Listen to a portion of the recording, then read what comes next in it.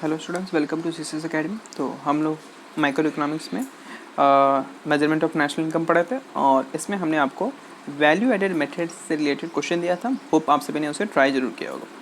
तो इस वीडियो में हम लोग इससे जो क्वेश्चन हमने आपको दिया था उसका सोल्यूशन को डिस्कस करेंगे। इसके बाद भी अभी हम लोग एक दो जो वीडियो है अभी वैल्यू एडेड का ही करेंगे, क्योंकि मैं चाहता हूँ कि वैल्यू एडेड आप लोग को एकदम अच्छी तरह से तैयार हो जाए। ठीक, इसके बाद फिर हम लोग एक एक मेथड को हम लोग बहुत डीपली पढ़ेंगे। ठीक है, तो चलिए स्टार्ट करते हैं। क्वेश्चन आपके पास ये था, सेल्स जो है आपका, यहाँ पर आपको फाइंड आउट क्या करना था, एक मिनट, आपको फाइंड आउट करना था net value added at factor cost. ठीक है, net value added at factor cost find out करना था। दिया क्या क्या है, दिया है सेल्स 500, सब्सिडीज दिया है 30, purchase of machinery installed in factory 400, purchase of raw materials 250, change in stock -20, consumption of fixed capital. तो चलिए स्टार्ट करते हैं। करेंगे कैसे, थोड़ा सा ऊपर लेके चलिए। और तो देखिए, सबसे पहले आपको फाइंड आउट क्या करना है, आपको फाइंड आउट करना है NVA। बहुत ध्यान से देखिएगा, NVA एट फैक्टर कॉस्ट, ये आपको फाइंड आउट करना है, net value added at factor cost. अच्छा, अगर हम लोग national income value added method से निकालते हैं तो हमारा क्या आता है, क्या आता है बताइए बेटा। वेरी गुड, हमारा आता है GVA at market price. GVA at market price, जैसे हम लोग बोलते हैं gross value added at market price. ठीक है, तो हमें फाइंड आउट क्या करना है, हमें ये फाइंड आउट करना है net value added at factor cost, और हम इस जो पूरा मटेरियल यहाँ पर दिया है इससे हम लोग GVA एट मार्केट प्राइस आसानी से फाइंड आउट कर सकते हैं। अब हमें ये बताओ बेटा, अब हमें ये बताओ कि GVA में क्या जोड़िए या क्या घटाएं कि हमारा NVA आए eight factor cost. GVA at market price में क्या जोड़िए और क्या घटाएं ताकि हमारा NVA एट फैक्टर कॉस्ट आए। तो सर बड़ा सिंपल है, ग्रॉस में से हम क्या घटाते हैं कि हमारा नेट आता है, तो ग्रॉस में से सर हम डेप्रिसिएशन घटाते हैं। ग्रॉस में से जब डेप्रिसिएशन घटाते हैं तो हमारा नेट आता है, ये तो आपने पढ़ा है। बीच का वी दोनों कॉमन है, ए दोनों में कॉमन है। मार्केट प्राइस में हम लोग क्या जोड़ते हैं क्या घटाते हैं कि फैक्टर कॉस्ट आता है, तो बहुत सिंपल है सर, माइनस हम कर देते हैं NIT। बस आपका फॉर्मूला क्रिएट हो गया। अब इसको सॉल्व कर दिए। NVA एट फैक्टर कॉस्ट निकालने के लिए आपको GVA एट मार्केट प्राइस में से डेप्रिसिएशन और NIT माइनस करना होगा। अच्छा, NIT जो है, कई बार अगर NIT आपको क्वेश्चन में डायरेक्टली ना दिया तो आपको क्या खोजना है, आपको खोजना है क्या, आपको खोजना है indirect tax minus subsidy. Indirect tax minus subsidy. अब इसमें से कोई कई बार एक भी देता है, कई बार दोनों दे दिया, तो घबराने वाली बात नहीं है। फॉर्मूला आपका ये है। अब इसमें जो जो दिया है आपको पुट करना है। सबसे पहले अब इसे नोट कर लिए। ठीक है, अब इसका सॉल्यूशन नीचे भी है अच्छी तरह से, अभी बस आपको समझाने के लिए करें। सबसे पहले अगर हम लोग gross value added at market price निकालते हैं, क्योंकि चूंकि ये निकल जाएगा तो बाकी तो ये सब चीज़ें इस क्वेश्चन में कहीं ना कहीं मिल ही जाएगा। ठीक है, तो इसे मिटाएं। ओके, तो अगर हम लोग gross value added at market price जो हमने आपको क्या बताया था, इसका फॉर्मूला हमने आपको उस समय स्टार्टिंग से ही बता रहे हैं। क्या होता है इसका, होता है आपका intermediate consumption, sorry value of output, value of output minus intermediate consumption. Value of output क्या क्या आता है बेटा, वैल्यू ऑफ आउटपुट याद करो बेटा। Very good, value of output होता है sales plus change in stock. Change in stock मतलब जो है क्लोजिंग माइनस ओपनिंग। ठीक है, और माइनस इंटरमीडिएट कंजम्पशन जो कि भी हमने सामान खरीदा है। ठीक है, तो अब आपको आई होप फॉर्मूला सारा समझ में आ रहा होगा। बस अब क्या है, अब इसी में से आपको याद है अभी थोड़े पहले हमने GVA में से क्या क्या माइनस किया था, बस इसमें से आपको sales plus closing stock, sorry change in stock minus intermediate consumption, minus आपको करना है डेप्रिसिएशन, फिर माइनस करना है NIT। तो आपका आंसर क्या आ जाएगा बताइए। अगर आप ये करोगे, ये पूरा इक्वेशन अगर सॉल्व करोगे तो आपका जो क्वेश्चन पूछ रहा है वही आपका आ जाएगा। ठीक है, क्वेश्चन क्या पूछा था आपका, NVA एट फैक्टर कॉस्ट। तो NVA एट फैक्टर कॉस्ट कैसे आएगा, sales plus change in stock minus intermediate consumption minus depreciation और माइनस NIT अगर आप करोगे तो आपका NVA एट फैक्टर कॉस्ट आ जाएगा। ठीक है, क्वेश्चन ये पूछा था, देखिए NVA एट फैक्टर कॉस्ट। ठीक, तो बस अब देखो, अब यहाँ पर आगे यहाँ पे ये सॉल्यूशन ये रहा।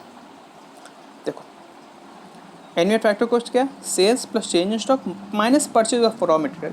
इंटरमीडिएट कंजम्पशन को हम क्या बोलते हैं? परचेज ऑफ रॉ मटेरियल बोलते हैं। ठीक है, तो कई बार आपसे लैंग्वेज पर ध्यान दीजिए कई बार। ठीक है, और उसके बाद क्या होगा? माइनस होगा consumption of fixed capital. Consumption of fixed capital किसका दूसरा नाम है? हमने आपको डेप्रिसिएशन के कई सारे नाम बताए थे, याद है कि नहीं? याद रखिए, एग्जाम में आपसे डायरेक्टली पूछ लेता है। हमने आपको बताया था करेंट रिप्लेसमेंट कॉस्ट भी डेप्रिसिएशन होता है, replacement cost of fix asset capital, capital consumption allowance, consumption of fix capital, ये सब डेप्रिसिएशन का नाम है। तो आपके क्वेश्चन में जो दिया होगा उसको आपको लिखना है। ठीक है, तो यहाँ पर इस क्वेश्चन में शायद कंजम्पशन ऑफ फिक्स्ड कैपिटल के रूप में डेप्रिसिएशन दिया है, इस वजह से ये लिखा है। और यहाँ पर आया प्लस सब्सिडी। अभी आप देख रहे होगा प्लस सब्सिडी कैसे आ गया सर? आपने तो माइनस एनआईटी बताया था, लेकिन यहाँ तो प्लस सब्सिडी आ गया। तो देखो बेटा, माइनस एनआईटी में हमने बताया था इनडायरेक्ट टैक्स माइनस सब्सिडी। ठीक है, अब इस क्वेश्चन में प्रॉब्लम ये है कि इस क्वेश्चन में इनडायरेक्ट टैक्स नहीं दिया हुआ है। अच्छा, अगर आप लोग इसी को, इस ब्रैकेट को अगर ओपन करो, इस ब्रैकेट को अगर ओपन करो तो क्या आता है? ये ब्रैकेट माइनस इसे आता है, तो माइनस इनडायरेक्ट टैक्स और प्लस सब्सिडी होता है कि नहीं? ये तो आप लोग सिंपल सा मैथ समझो, इसके साथ फिर इसके साथ प्लस हो जाता है। तो चूंकि इनडायरेक्ट टैक्स दिया ही नहीं है, तो इनडायरेक्ट टैक्स को हम लोग हटा देंगे और प्लस सब्सिडी यहाँ पर प्लस सब्सिडी लिख देंगे। ठीक है, क्लियर? तो अब देखो सेल्स आपका कितना दिया हुआ है। चलो क्वेश्चन की तरफ एक बार फिर से वापस चलते हैं। देखो सबसे पहला सेल्स दिया है 500, ठीक दो। फिर आपका क्या है? Change in stock. क्वेश्चन में देखते हैं क्या है। देखिए नीचे दिया है चेंज इन स्टॉक -20, लिख दीजिए। उसके बाद क्या है? Minus purchase of raw material, intermediate consumption का दूसरा नाम। तो ये आपका लिखा है क्या? परचेज ऑफ रॉ मटेरियल 250, इसे भी लिख दिए 250 को, किस में? इंटरमीडिएट कंजम्पशन या परचेज ऑफ रॉ मटेरियल जो वाला था, ये रहा 250। ठीक है, फिर आपका 2 बचा है कंजम्पशन ऑफ फिक्स्ड कैपिटल और सब्सिडी। तो इसे भी देख लेते हैं हम लोग क्वेश्चन में कहाँ कहाँ लिखा है। देखिए कंजम्पशन ऑफ फिक्स्ड कैपिटल 40 और सब्सिडी आपका दिया है यहाँ पे 30, दोनों को लिख दीजिए। ये आपका 40 और 30, बस सॉल्व कर लीजिए तो आपका ये आ जाएगा कितना? 220 लाख। क्लियर है? आगे बढ़े बेटा। ओके, चलिए तब आगे बढ़ते हैं। अब ये जो है अगला क्वेश्चन, क्वेश्चन क्या बोल रहा है? From the following information about firm X calculate net value add. एक मिनट, आपको क्या पता करना है? Net value added at factor cost. क्या पता करना है बेटा? Net value added factor cost. और हम लोग ये कौन सा मेथड निकालने हैं? Value added method. Value added method से क्या आता है? Cross value added at market price. ठीक है, तो आपके पास purchase of raw material, gross capital formation, subsidy, opening stock, close sales, net capital formation, closing stock, ये सब दिया हुआ है। बहुत सिंपल है। सबसे पहले आप फॉर्मूला क्रिएट करिए। देखिए सबसे पहले फॉर्मूला देखो, आपको पता क्या करना है? Net value added at factor cost. तो लिखिए यहाँ पे net value added at factor cost. सबसे पहले आप फॉर्मूला बनाइए। फॉर्मूला जब बन जाएगा तो सॉल्यूशन आराम से हो जाएगा। ठीक है, तो देखिए एक बार फॉर्मूला क्रिएट हो गया तो net value added at factor cost आपको बनाना है। अच्छा, आपको अगर ये सॉल्व करोगे, जो आपका मेथड है कौन सा? Value added method. इससे कौन सा वैल्यू आएगा? इससे आएगा GVA एट मार्केट प्राइस। ठीक है, इनकम जो हमारा सबसे पहला मेथड है वैल्यू एडेड मेथड, उससे क्या आएगा? Gross value added at market price होगा। अब यहाँ ध्यान दीजिए, फॉर्मूला क्रिएट करते हैं। सबसे पहले ग्रॉस में क्या जोड़े या क्या घटाए कि नेट आएगा? तो अभी तक तो आपको पता है डेप्रिसिएशन। ग्रॉस में जब आप लोग डेप्रिसिएशन माइनस करोगे तो नेट आएगा। दूसरा वैल्यू ए दोनों में। अब मार्केट प्राइस में क्या जोड़ा या क्या घटाया जाए ताकि फैक्टर कॉस्ट आ जाए? मार्केट प्राइस में क्या जोड़ा या क्या घटाया जाए कि फैक्टर कॉस्ट आ जाए? तो बताइए, आपको थोड़ी देर पहले बताया था। आप करोगे मार्केट प्राइस में NIT माइनस। NIT का दूसरा नाम क्या है? Indirect tax minus subsidy. ठीक है, क्लियर? अब चलिए, अब हमें दूसरा क्या निकालना है? तो GVA जो हमारा है, GVA एट मार्केट प्राइस, वो कैसे आता है? तो हमने आपको बताया था क्या? GVA एट मार्केट प्राइस याद करिए बेटा। देखिए सब फॉर्मूला आपको याद होना बहुत ज़रूरी है।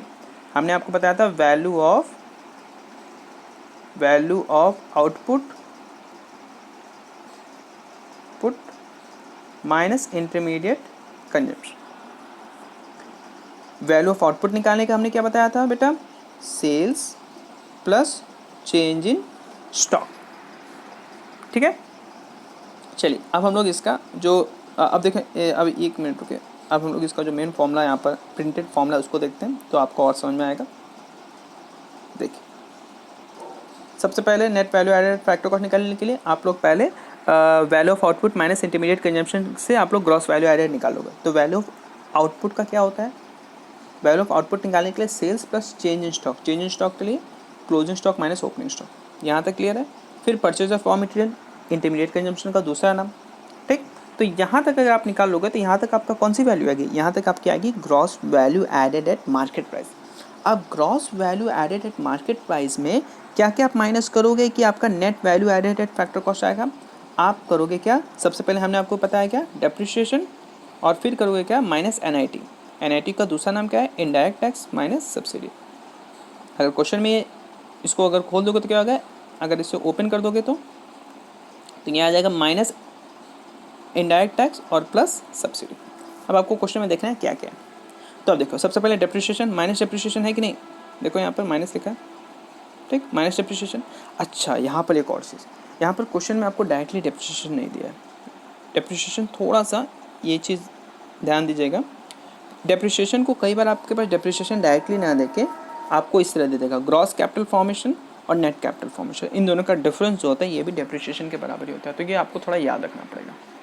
डेप्रिसिएशन कई बार आपसे अलग अलग नाम से भी दे सकते हैं और कई बार आपसे डिफरेंस निकाल के भी आपसे बोलेगा कि आप पता करें डेप्रिसिएशन। तो यहाँ पर क्या होगा, ग्रॉस कैपिटल फॉर्मेशन में से नेट कैपिटल फॉर्मेशन माइनस होगा तो डेप्रिसिएशन आएगा। और इनडायरेक्ट टैक्स नहीं है तो प्लस सब्सिडी आपने लिख दिया, ठीक।